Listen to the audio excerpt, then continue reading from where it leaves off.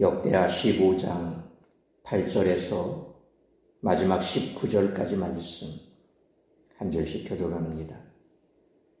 아사가 이 말 곧 선지자 오뎃의 예언을 듣고 마음을 강하게 하여 가증한 물건들을 유다와 베냐민 온 땅에서 없애고 또 에브라임 산지에서 빼앗은 성읍들에서도 없애고 또 여호와의 낭실 앞에 있는 여호와의 제단을 재건하고 유다와 베냐민의 무리를 모으고 에브라임과 므낫세와 시므온 가운데서 나와서 그중에 머물러 사는 자들을 모았으니 이는 이스라엘 사람들이 아사의 하나님 여호와께서 그와 함께 하심을 보고 아사이로 도는 자가 많았습니다.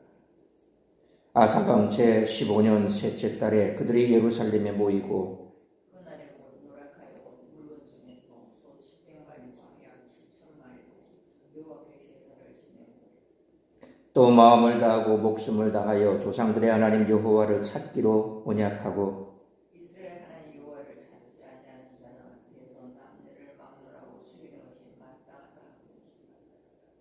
무리가 큰 소리로 외치며 피리와 나팔을 불어 여호와께 맹세하며 온 유다가 이 맹세를 기뻐하니라. 우리가 마음을 다하여 맹세하고 뜻을 다하여 여호와를 찾았으므로 여호와께서 그들을 만나 주시고 그들의 사방에 평화를 주셨더라. 아사방의 어머니 마아가가 아세라의 가증한 목상을 만들었으므로 아사가 그의 태우의 자리를 패하고 그의 우상을 찢고 빻아 기드론 시내에서 불살랐으니 상당한 이스라엘 중에서 지하지 아니하였으니 아사의 마음이 일평생 그가 또 그의 아버지가 구별한 물건과 자기가 구별한 물건 곧 은과 금과 그릇들을 하나님의 전에 드렸더니 이때부터 아사왕 제35년까지 다시는 전쟁이 없으니라. 아멘.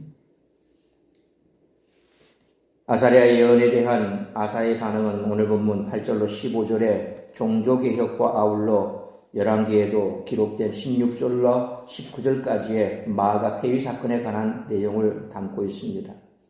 특별히 19절에 이때부터 아사왕 제35년까지 다시는 전쟁이 없으니라 라는 평화에 대한 설명은 8절로 15절의 단락에서도 적용되어 15절 하반절에 여호와께서도 그들을 만나주시고 그들의 사방에 평안을 주셨더라 라는 말씀처럼 어떻게 아사 시대의 평화가 이룩되었는가에 대해 설명을 합니다.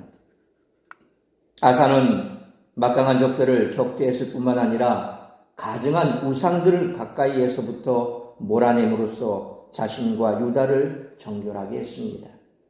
신앙으로 외적 억압과 내적 불경건을 극복한 아사의 종교개혁은 충분히 상징성을 부여할 수 있는 모범적인 신앙의 행위로 보기에 손색이 없습니다. 아사에게 하나님이 함께 하심을 보고 에브라임과 므낫세를 비롯해 시므온, 납달리 지파까지 사람들이 이스라엘에서 유다로 넘어왔습니다. 올바른 가르침과 신앙을 위해 자기의 터전을 떠나면서까지 새로운 백성이 되려고 넘어온 사람들이 있었듯이 시대마다 하나님을 전심으로 찾는 일에는 부흥이 일어나게 마련입니다. 이들이 제사를 드리고 모세가 가르친 신명기 계명을 따라 원래 신앙을 지키기로 언약을 맺은 것과 같이 이스라엘 역사 속에서도 부흥의 역사와 환희는 시대마다 이어진 것을 알 수 있습니다. 그러므로 우리들도 하나님을 전심으로 찾음으로 가정과 교회에 부흥의 역사가 일어나기를 주님의 이름으로 축원합니다. 고대 국가의 왕이나 권세자들은 전쟁에서 승리하면 넓은 영토를 차지하고 많은 사람을 거릴 수 있으므로 나라가 부유해지고 평화를 누릴 수 있다고 여겼습니다. 통치자들은 패배보다는 승리를 확신하며 전쟁을 일으키곤 했습니다. 그러나 역대기는 한 나라가 부강해지는데 전쟁의 승리보다 더 확실하고 효과적인 방법을 제시합니다. 바로 여호와 하나님을 찾는 것입니다. 따라서 이와 같은 오늘 본문의 말씀을 통해 우리들이 깨달아야 할 것은 첫째로 8절로 9절 말씀처럼 성도는 바른 신앙인으로 살아가야 한다는 것입니다. 선지자인 말에 힘을 얻은 아사는 곧 자신의 통치권이 미치는 모든 지역, 곧 온 유다와 베냐민 그리고 그리고 이전에 에브라임 지파로부터 합병한 북쪽 성읍들에 있는 모든 우상을 파괴합니다. 또한 8절 말씀처럼 제단을 수리했는데 이는 솔로몬 사후 르호보암 아비야의 시대에 성전의 유지보수에 관심을 가지지 않았음을 알려줍니다. 이처럼 아사가 선왕들의 잘못에서 벗어나 바른 신앙으로 돌이키자 9절 말씀처럼 북이스라엘에 속한 사람들까지 아사의 통치를 받기 위해 유다로 이주해 오는 일이 벌어졌습니다. 선왕들은 많은 전쟁을 일으켜 북이스라엘 지역에 대한 통치권을 되찾으려 했지만 효과는 미미했습니다.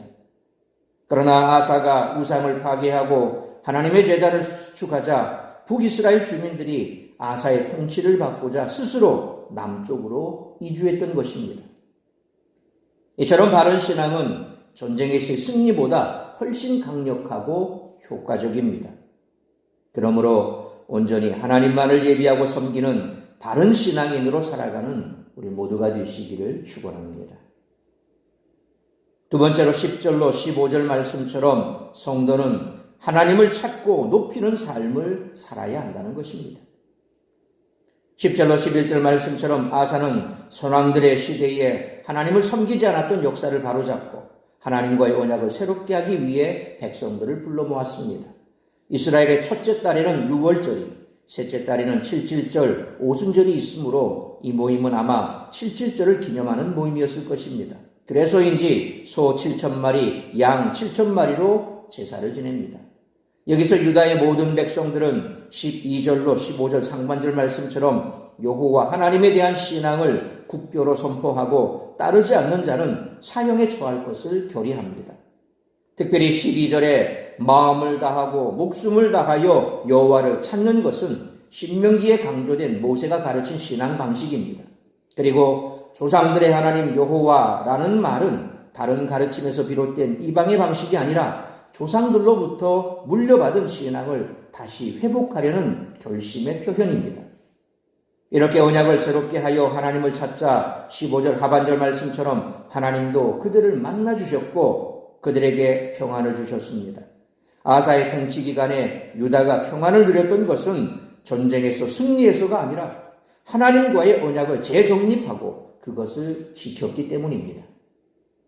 그러므로 진정한 평안이 없는 이 세상 가운데 살아갈 때 하나님을 찾고 높이는 삶을 살아가므로 하나님이 주시는 참된 평안을 누리며 살아가는 우리 모두가 되시기를 축원합니다. 세 번째로 16절로 19절 말씀처럼 성도는 하나님의 은혜를 누리고 유지하는 비결을 알아야 한다는 것입니다. 16절로 19절은 열왕기상 15장 13절로 16절과 평행을 이룹니다. 그러나 역대기는 열왕기에는 기록되지 않은 1절로 15절까지의 내용을 아사가 그의 어머니 마아가 태우를 자리에서 패하는 이야기와 연결을 시킵니다. 역대기는 아사가 그런 조치를 취하기까지 유다 안에서 어떻게 종교개혁이 일어났고 백성들이 어떤 맹세를 했는지 설명을 첨가하므로 전후관계를 더 넓게 설명을 합니다. 따라서 역대기에 의하면 아사가 그의 어머니를 폐위한 행위는 백성들이 언약을 갱신하면서 누구든지 여호와를 찾지 아니한 자는 죽이기로 맹세한 언약을 왕이 먼저 실천한 것이었습니다. 이처럼 아사가 모든 백성들과 함께 선포한 여호와 하나님만을 섬긴다라는 법을 피해갈 수 있는 성력은 없었습니다. 16절 말씀처럼 아사의 왕의 어머니가 아세라 목상을 만들자 아사는 태우의 자리를 폐했을 뿐 아니라 그 우상을 찢고 빻아 기드론 시내에서 불살랐습니다. 이를 통해 모든 백성들에게 자신부터 철저히 법을 지킨다는 사실을 드러냈습니다. 17절로 19절 말씀처럼 아사는 비록 산당까지는 피하지 않았으나 온전한 마음으로 하나님을 섬겼고 이를 통해 유다는 평화를 누렸습니다. 만약 아사가 그런 법을 선포한 후에 어머니의 우상 숭배를 묵과하고 넘어갔다면 복을 누리기는 어려웠을 것입니다. 그러므로 하나님의 은혜를 누리고 유지하는 비결은 바로 하나님과 맺은 언약을 신실하고 철저하게 지키고 순종하는 것임을 항상 기억하고 그러한 삶을 살아가는 우리 모두가 되시기를 축원합니다. 사랑하는 성도 여러분, 세상에서 평안을 누리고 만사 형통함을 누릴 수 있는 진정한 비결은 주님의 언약 안에 거하며 하나님을 찾고 예배하는 것입니다. 그러므로 온전히 하나님만을 예배하고 섬기며 하나님을 찾고 높이는 바른 신앙인으로 살아가므로 하나님께서 주시는 참된 평안을 누리며 살아갈 뿐만 아니라 하나님과 맺은 언약을 신실하고 철저하게 지키고 순종함으로 하나님의 은혜와 축복을 날마다 누리며 살아가는 우리 모두가 되시기를 주님의 이름으로 축원합니다. 기도하겠습니다. 거룩하신 아버지 하나님, 은혜와 사랑을 감사합니다. 오늘은 거룩하고 복된 주일입니다. 이 주일을 말씀으로 예배로 시작하게 하시니 감사합니다. 오늘 주신 말씀처럼 우리가 이 땅을 살아가는 날 동안 참으로 하나님 한 분만을 섬기는 삶을 살아가야 할 것입니다. 바른 신앙으로 하나님만을 섬기고 하나님을 예배하고 하나님을 높이는 삶을 살아갈 때에 우리의 삶에 참된 평안이 있고 하나님께서 주시는 축복을 받아 누리는 복된 인생이 될 줄 믿습니다.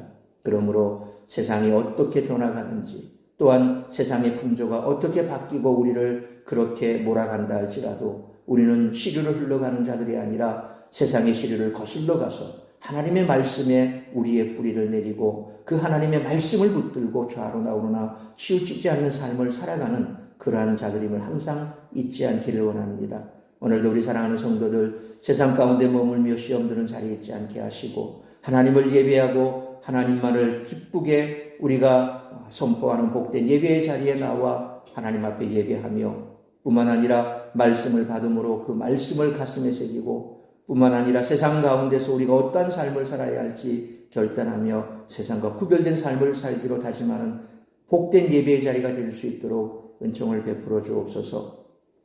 아픈 성도들 치료하시고 회복시키시어 주님 앞에 나와 예배할 수 있는 은혜를 허락하여 주옵시고 여러 가지 많은 근심, 걱정, 시험에 함몰되어 있는 자들 다시 한번 마음을 새롭게 하여 주님 앞에 나와 예배의 자리에서 주님을 만나고 돌아갈 수 있고 또한 그들의 삶의 문제들을 주님 앞에 내려놓고 믿음으로 기도하고 간구하며 하나님을 찾고 찾음으로 하나님이 베푸시는 평안과 기쁨 가운데 살아갈 수 있도록 축복하여 주옵소서. 이 시간 드려지는 예배를 시작으로 모든 예배 가운데 우리 하나님 영광 받아주시며 사랑하는 예배자들에게는 마음의 기쁨과 평강이 차고 넘치는 복된 예배의 자리가 될 수 있도록 크신 은총 베풀어 주시기를 간절히 빌고 소원하오며 이 모든 말씀 우리 주 예수 그리스도의 이름으로 기도하옵나이다.